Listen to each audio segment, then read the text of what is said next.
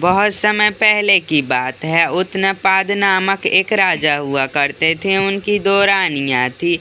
बड़ी रानी का नाम सुनीता था। वह निम्न और शांत स्वभाव की महिला थी, जबकि छोटी रानी सुरुचि, स्वार्थी और घमंडी चालाक थी। राजा छोटी रानी के हृदय आकर्षित से बहुत प्रभावित थे। सुनीता का एक पुत्र था जिसका नाम ध्रुव था। सुरुचि को भी पुत्र था, उसका नाम उत्तम था। सुरुचि बहुत चालाक थी। उसने स्वार्थ की पूर्ति के लिए सुनीति और ध्रुव को राजमहल से बाहर निकालवा दिया। सुनीति अपने पुत्र के साथ नगर के बाहर रहने लगी। सुनीति अपने पुत्र से बहुत प्यार करती थी। उसका छोटा बेटा ध्रुव ही उसके जीवन की इकलौती खुशी थी। वह ध्रुव को पवित्र ग्रंथों की कहानियाँ सुनाया करती थी।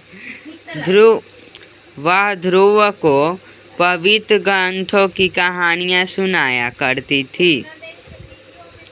ध्रुव भी अपनी माता को बहुत प्यार करता था, लेकिन उसका हृदय अपने पिता के प्यार के लिए तरसता था।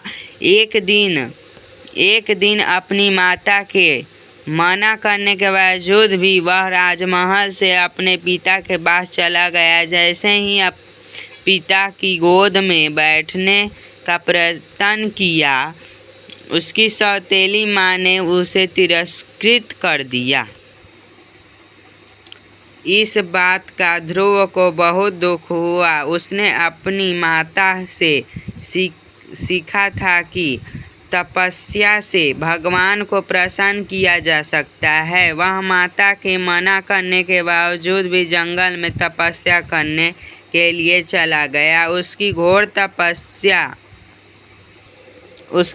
तपस्या से भगवान प्रसन्न हो गए। उन्होंने उसका वरदान दिया कि तुम्हें और तुम्हारी माता को खोया प्यार और सम्मान पुनः प्राप्त होगा और तुम ध्रुव तारे के रूप में हमेशा आकाश में तेज चमकोगे।